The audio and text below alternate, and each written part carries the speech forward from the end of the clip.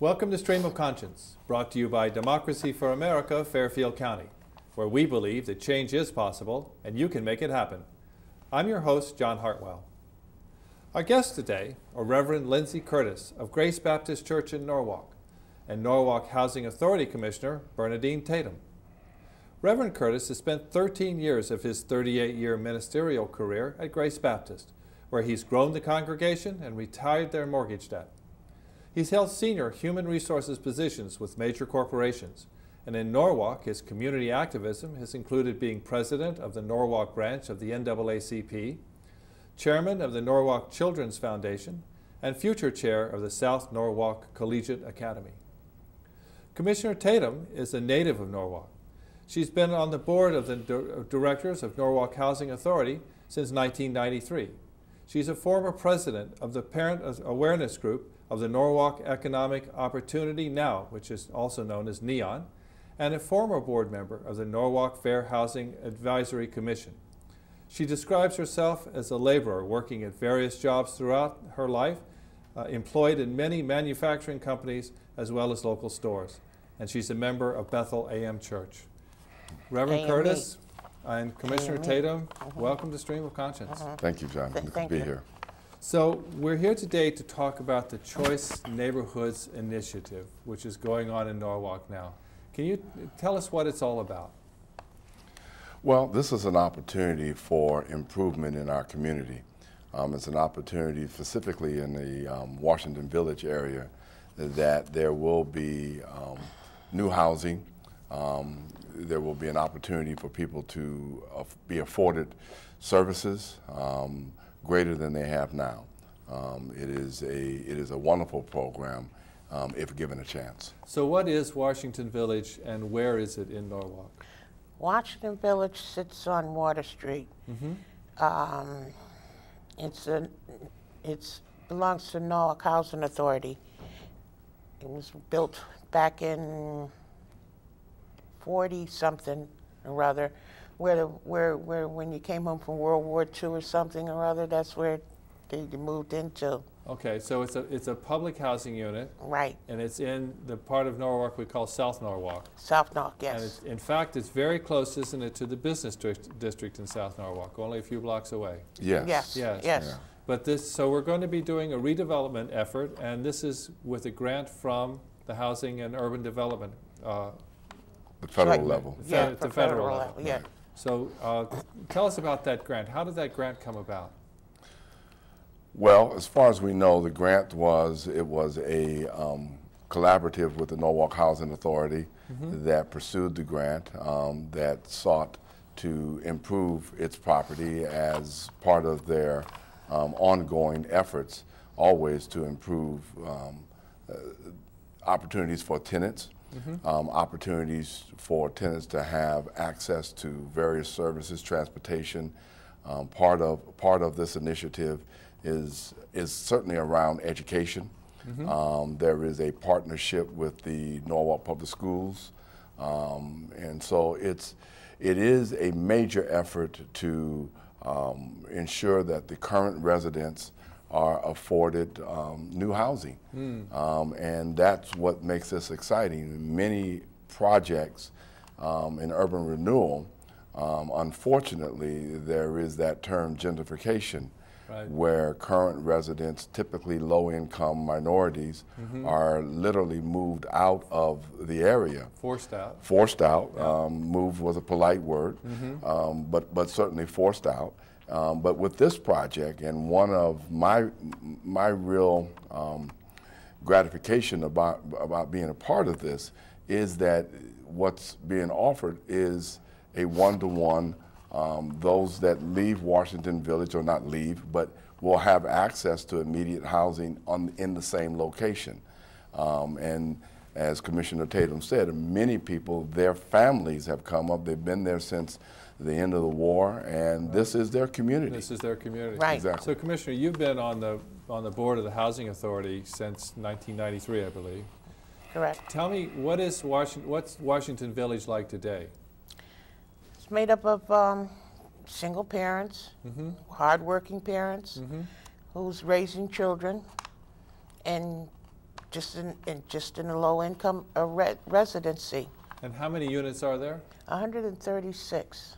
136. Okay, that's a lot of units. And how much do people pay to live in that? What's the situation? It's based on their income. Okay. I can't tell you right offhand what someone's income is, but it's based on their income. So there's a sliding scale of some kind? Yes. Okay. And so what's going to replace Washington Village? Well, what will replace Washington Village is another housing project, another housing development, which will be somewhere on, I don't know, I'm not sure, Day Street, around that area, whatever property is available to us. And so when they move out, they'll be moving into another housing project or somewhere else. So they're not going to tear Washington Village down, build something in its place, and have to relocate people out and bring them back? No. There's going to be a transitional one to the next? It should be a transition. Okay. And if the people that's living there, if they want to come back, they can to Washington Village, because Washington Village will be rebuilt.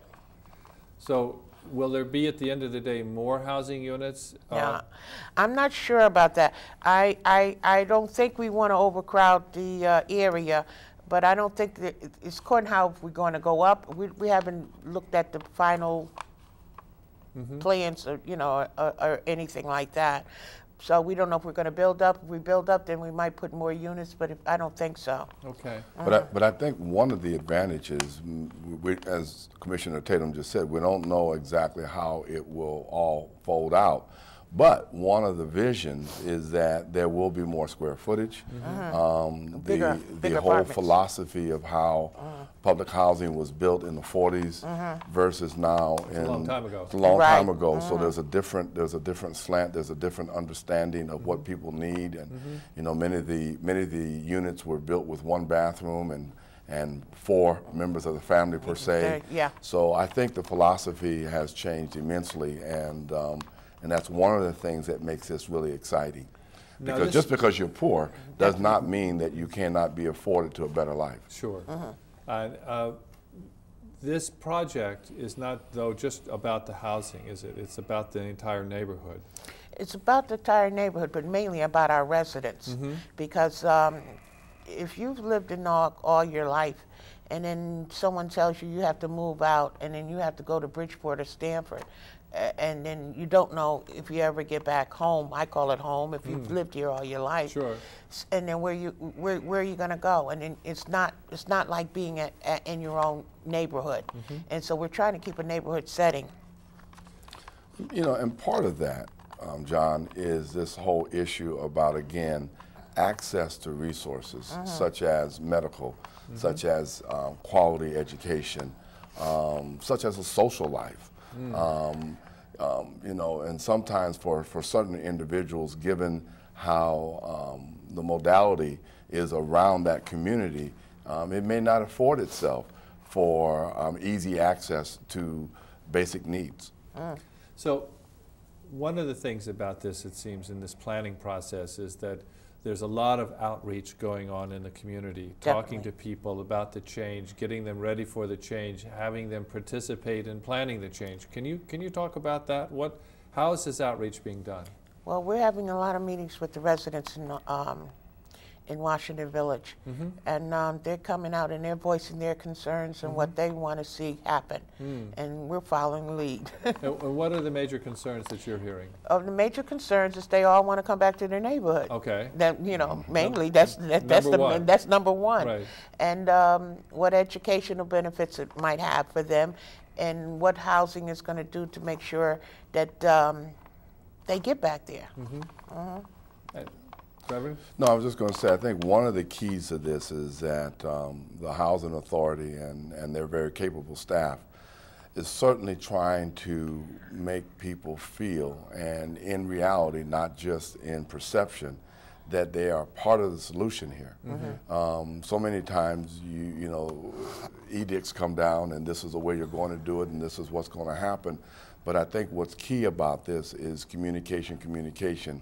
As location is to real estate, communication is to making people feel part of the process. And I know I've been fortunate enough to chair several meetings that the Housing Authority and staff have put on. And through every step of the way, via surveys, via direct input, via phone call, whatever, those who have access to email certainly have access to the ability to ask questions, to voice their concerns. And I think that that's very key. I don't think in this process, perhaps there are people who feel like it's being forced on them, but I really don't see that happening, because there's been a tremendous effort to communicate and and not just talk to, but to listen. Right. And you have both been working in many community organizations over the years. Are these other organizations also engaged in this conversation? Yes, some of them are, and then as the process goes along further, there will be we will be adding more people to the process. Mm-hmm. I know in terms of, I know that the Housing Authority staff have communicated to at least one of the ministerial fellowships here in Norwalk, and that encompasses about 15, 16 different congregations. I know recently a presentation was made to the local NAACP. So certainly there are, and we're talking to you, so there are efforts being made to communicate community-wide. And get our message out. Right. And the major message is? That this is good housing, that this is a good move, that this is 21st century, that this is an opportunity to for improvement of life and lifestyle. And that we're not trying to, not all housing authorities are trying to get rid of their residents. Right. Well, you wouldn't have a constituency if you got rid of the residents. No, we're not trying to be bad. Okay. Right.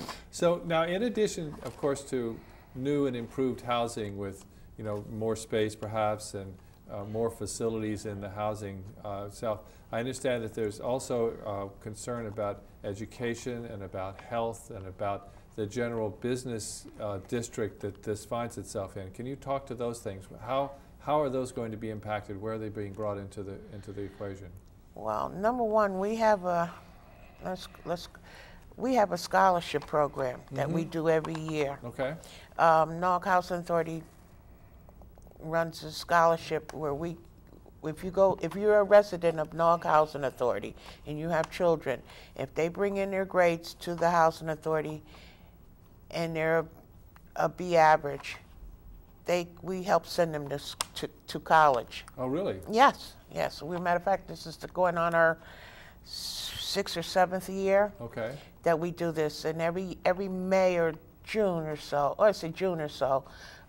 we send out. They have to put in their application to us, and then we have a big ceremony and stuff, and then we help send them to college. That's terrific. And we've had some quite success there. That's one of them. And along those lines, the Housing Authority has been very aggressive with the education of the residents. So much so that they had a program that I was a part of that really helped, and it was somewhat controversial because it actually paid kids to study. And in that program, John, it took it took some criticism, but sometimes we have to take the approach by any means necessary. And one of the things that program did, it may not have convinced and persuaded all of the children, but out of that program, several of those very kids now are in college. And the Housing Authority's track record in trying to make sure that our kids, and we realize, and we hear some of this in the political discourse of late, but we realize that college is not for everybody. No. But however, I think it ought to be the goal. Vocation is a goal.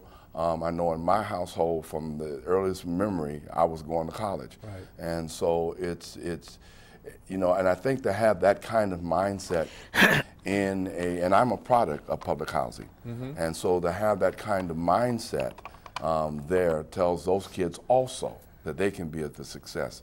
But the other thing that I wanted to say is one of the nets that are around this project is that part of the individuals who have been at the table are educators. As a matter of fact, the superintendent of the Norwalk Public Schools has been at the table. Okay. The executive director of the Norwalk Health Center has been at the table. And there are over and over every major entity that you can think of in this city has been created somewhat of a web that will afford the residents of this area, as I said over and over again, access to these programs where perhaps they have not had it before. Wow. And also, too, as far as our residents go, we also we have some sort of training going on. Whatever comes up, we make sure that our residents have first choice. Right. Like it's say for job into housing, we make sure our residents get the first choice of those jobs, stuff like that. Right. And if there is some planning going on with the residents, we make sure that they get into that too. And so you just mentioned a moment ago other parts of the government in Norwalk which seem to be engaged, and I'm assuming that the mayor's office is also Yes. Absolutely. a big part of this. Can you talk about the relationship of the Common Council and the mayor's office to what's going on? Go ahead. We seem to have a good rapport with the mayor's office in Norwalk. Norwalk Housing Authority does. They seem to like the like the Choice Neighborhood, the Choice Neighborhood program that we have going here. They put some of the money in, didn't yes, they? Yes, that's their incentive to put some. They're going to match the money that we get from the federal government, or that's what they're doing. Okay. Well, I think the mayor's office and the redevelopment agency obviously are very involved in this. But what's key, I think, again, John, is that we want to make sure that the residents feel that they have a say-so in what's happening in their lives. And I think everybody that is at the table, I don't know if that's number one priority, but I know it's high on the list. And so what really, again, is exciting about this is that I think everybody is moving in the same direction and with the same desires for this area of town. Now you chair the People Education Task Force for Right. this. What is the job of the task force? Well, again, much of what I've been discussing, and that's why I've kind of tried to stay in my lane here. but it really is a collaborative between the community and the education. We want to make sure, and that's why we're so proud to have Dr. Marks at the table. Not only her, but some of her staff also. And she's the superintendent of She's education. the superintendent of education here in Norwalk. I noticed also that you have Dr. Levinson from Norwalk Community College as part of the steering committee. Absolutely. Well, and Dr. Levinson is the general chair over pretty much all three of our committees. But that again speaks to the commitment of this city to make this work. I mean, this is not just one corner of the city. This is a process that brings in all elements of the city, and I think because of that, if you have all of the right people at the table, it pretty much takes care of any naysayers that might be out there. But optimistically, it also affords you an opportunity to deal with the issues as they come up, and having the president of NCC and Dr. Marks at the table, I just think is fantastic for this project. What about the private business interests? I know that there's the General Electric is also involved, and there must be lots of small businesses in the neighborhood who are also very interested in the outcome of this project. We have, yes, GE is part of it, and a couple others. A couple of others, but I can't recall. I can't call them off right offhand. But there's some. The neighborhood is involved because they want a better community too, more business for them. Right. Well, you know, Chamber of Commerce, you know, has some representation, and so you get that whole advantage. But one of the unique things that I don't think a lot of people are really aware of about Norwalk is that you have a project like this that brings like-minded people, can-do attitudes. We also have another organization in Norwalk called Norwalk Acts, and I am one of the co-founders of that, which I'm tremendously proud of. And it really is a collaborative, there are about 40 organizations that are part of Norwalk Acts. And this project and other projects, it seeks to how can we collectively use our various resources and toward a better community. And that's very, very, very important, that you have people working together for change, and they're doing it because they see that there are problems, and they're not going to sit back and say, well, somebody else take care of it. You know, they're jumping in and saying, I want to make a change, I want to do something myself. Exactly. Sure. What's the timeline on this project? Because you're in the planning phase right now. What's next? Well, we're going to go out, matter of fact, we're setting up now to go out for bids for Developers. Yeah, developers. Okay. And then from there, we'll see where we're going from there, you know, see who is going to be the best developer for the project. And then from there, we'll be sitting up, hiring consultants to see which is going, you know, which way we're going next. Right. And what's the overall budget, do you think? I don't know. Not right offhand. Yeah, I don't know what that is. I don't know right offhand. I know it's over millions. Millions. Yeah, Of course, everything is millions. That's lucky about it's it. not billions. Yeah. Well, it may even be close to Yeah, that. well, it might be. By the time we get done. Yeah, Well, this I think is a terrific project, and it's going to have a huge impact on Norwalk and South Norwalk in particular. And I think that this is it's a great effort on the part of the community, and with the government involved, obviously government money, but community people driving it, and I think that that's really the best that we can do. So it's not the bureaucrats who are in charge That's here. right. You're in charge. That's right. And I think that's key what you just said, Yeah. because there have been projects in the past decades where government just came in and this is what we're going to do, take it and, you know, love it or leave it. Right. And this is not that kind of situation. Right. And I think that this is positioned for absolute success. Great. Well, everybody's around the table. I definitely, we want to keep an eye on this. We'd like to stay in touch with you as this goes forward. And when you reach another sort of milestone and you've got some more plans in place and ready to move some things, I'd like you to come back and talk to us. Love to do that. Great. Thanks very much for coming in, Reverend Curtis and Commissioner Tatem. Thank you again for your time. Thank you. And now, a stream of conscience commentary with Kate Tepper. A few weeks ago, I took part in a protest outside the General Electric offices in Norwalk, Connecticut. Along with other protesters, I wanted to call attention to the fact that General Electric, using every tax dodge in the book, avoids paying its fair share of taxes to the United States. Following the media coverage that the protest received, General Electric felt obliged to issue a press release stating that, in fact, General Electric's global rate was 29% in 2011, up from 7% in 2010. Please notice that word, global.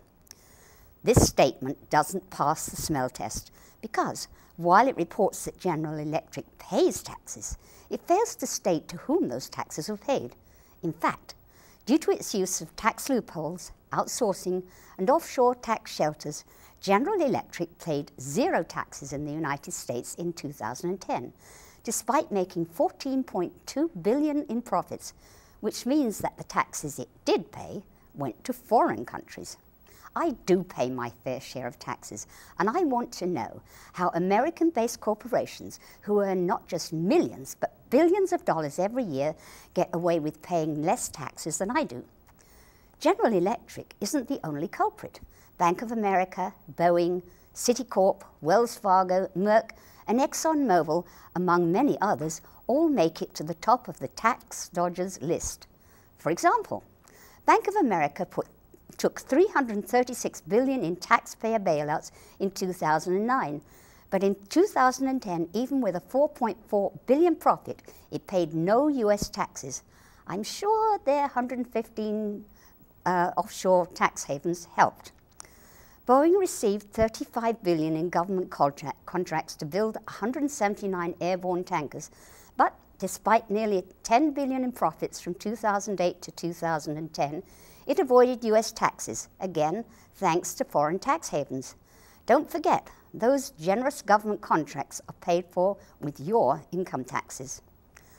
Doesn't it seem a bit outrageous that ordinary taxpayers like me are forced to pay exorbitant prices for their prescription drugs when a gigantic pharmaceutical company like Merck made $9 billion in profits in 2010 and contributed not 1 penny to the US Treasury? Another giant pharmaceutical corporation, Pfizer, actually owed $10 billion in US taxes, but apparently the IRS doesn't hound large corporations for unpaid taxes like it does you or me. Then there's ExxonMobil, who, while reaping huge oil subsidies from taxpayer-funded government coffers, earned $45 billion in 2009, but managed to wriggle out of paying taxes in this country by stashing its profits in places like the Bahamas and Singapore. The list of corporate tax evaders goes on and on.